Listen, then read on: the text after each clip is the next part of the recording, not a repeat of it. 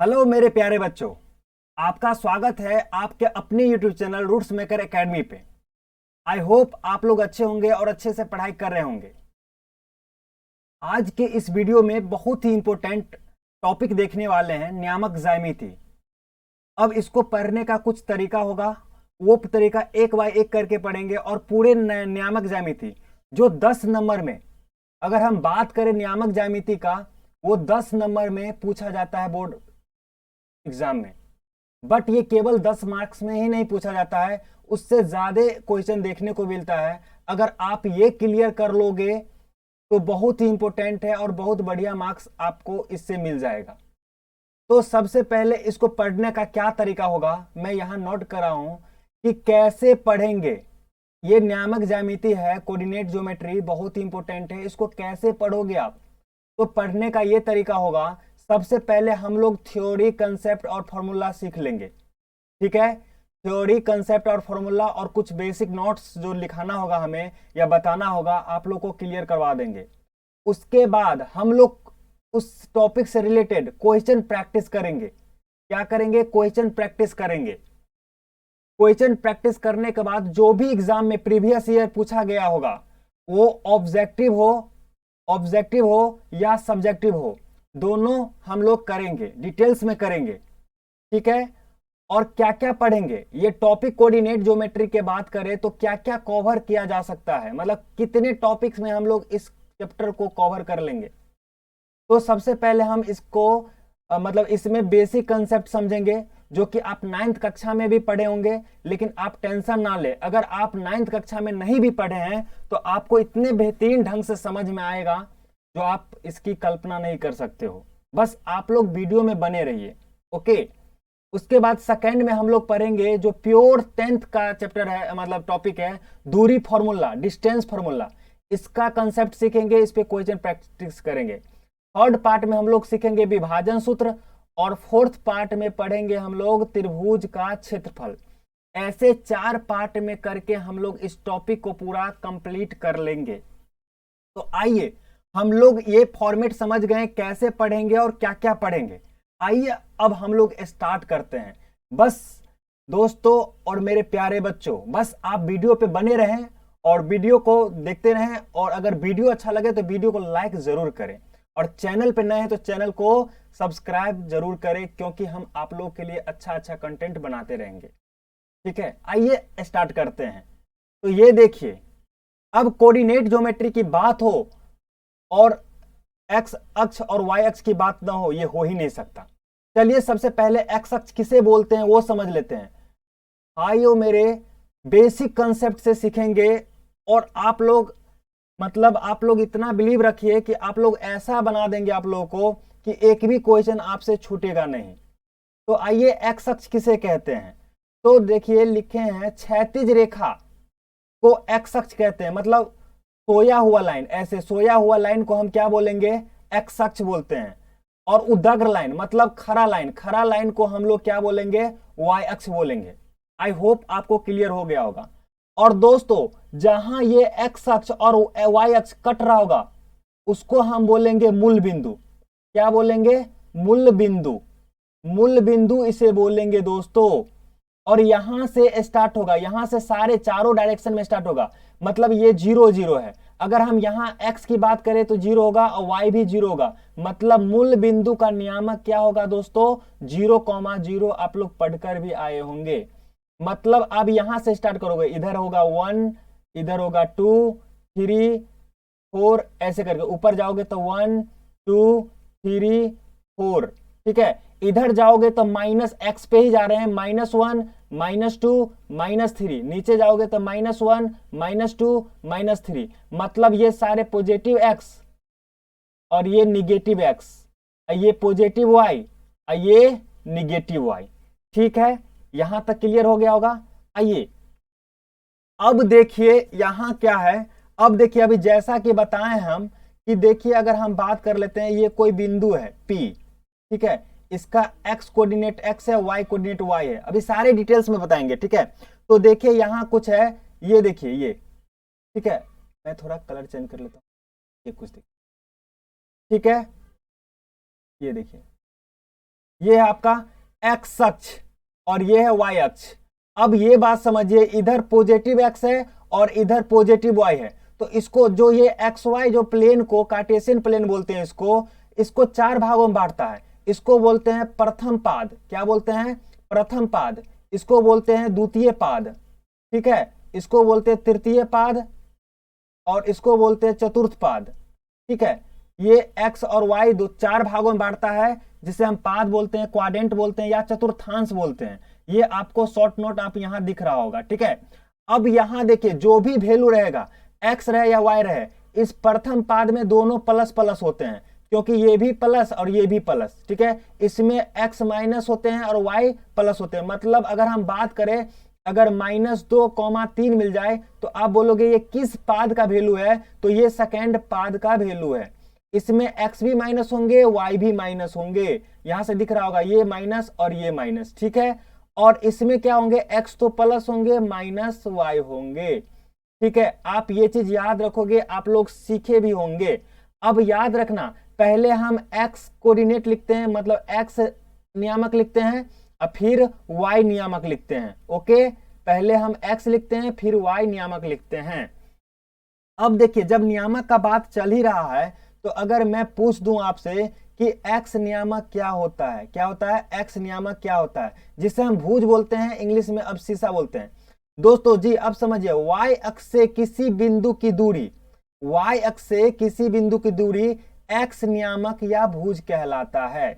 जैसे अगर मैं बात कर लूं, ऐसा समझिए, एक मिनट, जैसे मैं यहां देखो, यहां अगर हम एक पॉइंट ले ले 4,5, 4,5, तो ये भुज होगा, ये कोटि होगा, इतना क्लियर है। अब यहां से देखो, ये हम ना, अगर हम एक्स अक्ष से दूरी देखो, इस पे हम चलेंगे तो 1 2 3 4, ये यहां से यहां तक की दूरी, मतलब यहां से एक्स अक्ष, ये सॉरी वाई अक्ष है दोस्तों, और यहां से दूरी कितना चल रही है, 4 चल रही है। यहां चलेंगे इसके पैरेलल तो 4 चल रही है। जैसे ही वाई अक्ष से दूरी क्या हो गया, एक्स कोऑर्डिनेट हो गया, मतलब भुज हो गया।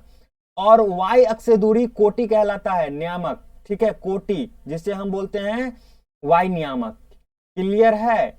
ये बात आपको क्लियर समझ में आया होगा, ठीक है। मतलब एक्स नियामक किसे बोलते हैं, वाई अक्ष से दूरी एक्स, मतलब वाई अक्ष से किसी बिंदु की दूरी एक्स नियामक या भुज कहलाता है, और एक्स अक्ष से दूरी किसी बिंदु की वाई नियामक या कोटि कहलाता है। ये आपको काम आएगा कंसेप्ट में, इतना याद रखना। जैसे अगर 5 की बात करें तो 5 कहां से जाए, जैसे हम y की माप मान करते हैं तो ये x अक्ष से दूरी देखा जाता है, क्योंकि यहीं से ना नापा जाता है, ओके। आई होप आपको क्लियर हो रहा होगा, ठीक है। अब जरा बात करें मूल बिंदु का नियामक। मूल बिंदु का नियामक क्या होता है, 0,0। अब x अक्ष पर किसी बिंदु का नियामक क्या होगा दोस्तों। अब जैसे देखिए, अगर हम बात कर ले यहां x अक्ष, ठीक है, हम बात कर ले x अक्ष, तो x अक्ष ये है। अब x अक्ष पे क्या होगा, x अक्ष मतलब x के घर है, तो x के घर, आपके घर में कोई जाकर जबरदस्ती कुछ नहीं ना कर सकता है, मतलब आपके घर पे किसका अधिकार होगा, केवल और केवल आपका अधिकार होगा। उसी प्रकार से x अक्ष पर केवल x वाला होगा, तो x अक्ष पे कोई भी बिंदु लेना होगा तो x कोऑर्डिनेट होगा, लेकिन y क्या हो जाएगा दोस्तों, 0 हो जाएगा। x अक्ष पे कहीं भी बिंदु लेना, जैसे यहाँ का पॉइंट निकालोगे, मान के चलो यहाँ से 1 है, 2 है, 3 है, 4 है, तो इसका कोऑर्डिनेट लिखोगे, तो इसका कोऑर्डिनेट लिखोगे 4,0, मतलब y वाला कोऑर्डिनेट क्या हो जाएगा, 0। उसी प्रकार अगर हम x पे y पे लेंगे तो 0,y, x क्या हो जाएगा आपका 0 और y कुछ ना कुछ होगा, ओके। वैसे ही नीचे और ऊपर ले लेंगे, ठीक है। तो इसी प्रकार x अक्ष पे किसी बिंदु का नियामक क्या होगा, x, 0, ठीक है, कोई दिक्कत नहीं। अब जरा देखिए, y अक्ष पे किसी बिंदु का निर्देशांक क्या होगा, y अक्ष पे किसी बिंदु का निर्देशांक क्या होगा, तो y अक्ष पे क्या होगा, 0,y, अभी जस्ट बताए हैं, ठीक है। अब x अक्ष का समीकरण क्या होगा, जरा बताओ। ये x अक्ष है और ये y अक्ष है। अब जरा देखो, x अक्ष है ना दोस्तों, x अक्ष, बहुत बच्चे कंफ्यूज कर जाते हैं यहाँ, लेकिन आपको कंफ्यूज नहीं करना है, क्योंकि आप गणेश सर से पढ़ रहे हो, ठीक है। क्यों नहीं कंफ्यूज करना है, क्योंकि x पे कुछ ना कुछ x का वैल्यू होगा, लेकिन x अक्ष पे ना पूरा, अगर हम बात करें x अक्ष पे कहीं भी चल जाओगे तो y क्या मिलेगा दोस्तों, y 0 मिलेगा। इसका मतलब x अक्ष पे जो y क्या हो जाएगा, 0 हो जाएगा। इसका मतलब x अक्ष का समीकरण क्या होगा दोस्तों, y इज इक्वल टू 0 होगा। उसी प्रकार अगर हम ये संतमा पॉइंट की बात करें तो y अक्ष का समीकरण क्या होगा, x बराबर 0। y पे कहीं भी चल जाओगे तो x क्या हो जाएगा, आपका 0 हो जाएगा। कंसेप्ट आपका बेसिक कंप्लीट हो गया। और इस पे आइए क्वेश्चन धड़ल्ले से प्रैक्टिस करते हैं और आप लोग देखो क्या मजा धमाल मचाने वाले हो। ठीक है, आप लोग धमाल मचाओगे, गारंटी है मेरा।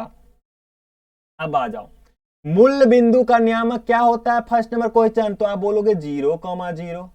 क्लियर है, बन रहा है ना, बन रहा है। तो अगर आपको क्वेश्चन देखने ही से बन रहा है तो आप लाइक जरूर करें। और देखिए 2016 में पूछा गया है ये बोर्ड एग्जाम में। अब कार्तिक तल में किसी बिंदु 4,-5 के कोटि, दोस्तों कोटि किसे बोलते हैं, y निर्देशांक को बोलते हैं। यहाँ x 4 है, y क्या है -5, तो क्या हो जाएगा -5। 2016 का सेकंड शिफ्ट में पूछा गया है। कार्तिक तल में स्थित बिंदु इतना के भुज, भुज किसको बोलते हैं, x कोऑर्डिनेट को, पहले वाले को, कितना हो जाएगा -4। x अक्ष पे स्थित किसी बिंदु का नियामक, तो x अक्ष पे कोई भी स्थित होगा तो x तो होगा, लेकिन y क्या हो जाएगा दोस्तों, 0 हो जाएगा। क्लियर आ रहा है, 2015 में पूछा गया है। अब धड़ल्ले से आप मचा दोगे। बिंदु इतना और इतना, -5 -3 कौन चतुर्थांश में पड़ेगा। अब आप याद करो, क्या याद करो, अब यहां, हाँ देखो यहाँ ये भी माइनस, ये भी माइनस, कौन सा ये पाद पड़ता है, ये फर्स्ट, ये सेकंड, ये थर्ड, कौन सा में, दोनों माइनस किस में पड़ेगा, दोनों माइनस किस में पड़ेगा, थर्ड में। किस में पड़ेगा, कौन सा पाद, ये कौन सा पाद है, तृतीय, तीसरा पाद। माइनस और प्लस, भाई मेरे -x, x वाला माइनस और y वाला प्लस, ये कौन सा में पड़ता है, सेकंड में। आप लोग देख लो, ये है माइनस, ये है प्लस, तो ये इसमें पड़ेगा ना सेकंड में। क्लियर है। x अक्ष पर स्थित किसी बिंदु का y नियामक, तो x अक्ष पे किसी भी मतलब x पे, भाई मेरे x पे देखो, x पे मतलब यहां में बता, x पे कोई भी बिंदु रहेगा तो x कुछ ना कुछ होगा, लेकिन y क्या हो जाएगा, 0। क्या होगा आपका, 0। समझ में आ रहा है। 8वां नंबर क्वेश्चन देखो, कार्तिक तल में किसी बिंदु इतना के कोटि, कोटि सेकंड वाला होता है, पहला वाला होता है भुज, दूसरा वाला होता है कोटि, क्या हो जाएगा 4। x y अक्ष पर स्थित किसी बिंदु का x निर्देशांक, भाई y पे होगा तो x 0 ना होगा। किसी बिंदु की y अक्ष से दूरी, अब देखो y अक्ष से दूरी क्या कहलाता है, उस बिंदु का भुज कहलाता है, y से भुज और x से कोटि, या हम बोल सकते हैं x निर्देशांक। क्लियर है। 10 के 10 क्वेश्चन बनाने में मजा आया तो दबाकर ठोकर लाइक दीजिए और चैनल पे नए तो सब्सक्राइब कीजिए। ओके, आइए कुछ और भी क्वेश्चन देखिए। ये भी क्वेश्चन 2023 में पूछा गया रिसेंटली। आप लोग 24 के लिए तैयार हो रहे हैं एग्जाम देने के लिए और आपका 23 का पूछा हुआ है। अब देखिए जरा, ये समीकरण है, ये समीकरण है, इसका आलेख निम्न में से किस बिंदु से पास होगी, भाई मेरे y is equal to 2x - 3, कहीं से ना कहीं से पास होगा, तो कहां से पास होगा, तो इसको बोलते हैं y और इसको बोलते हैं x। ठीक है, अब जरा पास करवा कर मतलब वैल्यू पुट करवा दो ना भाई, ये 2, तो x के y भी 2 x भी 2, तो y के जगह पे 2 दिए, 2 × 2 - 3, जरा बराबर करके देखो तो, इधर 2 है, इधर भी 2 आना चाहिए, 2 2 4 में से 3 गया, 1 बचेगा, क्या बराबर आया, नहीं ये नहीं होगा। ये देखो 4, तो y का वैल्यू 4, y का वैल्यू 1 है। ठीक है, 4 दूना 8, ये तो वैसे भी नहीं आ रहा, ये तो वैसे भी नहीं आ रहा। देखो ना जरा, 4x का वैल्यू 4 है और y का वैल्यू 1 है, तो 1 2 × 4 - 3, जरा देखो तो 4 दूनी 8 - 3 क्या हो गया, 5 आ गया, ये बराबर नहीं आ रहा है, ये नहीं होगा। अब ये जरा देखो 3, वैसे भी ये इधर 5 आ रहा है, ये भी नहीं होगा। डी ऑप्शन चेक करो, डी ऑप्शन, ये y का वैल्यू कितना है 7, तो 7 इज इक्वल टू 2 गुने x के जगह पे क्या है 5, 5 - 3, तब 5 दूना 10, 7 मतलब 7, ये होगा डी ऑप्शन। आई होप आपको क्लियर हो रहा होगा।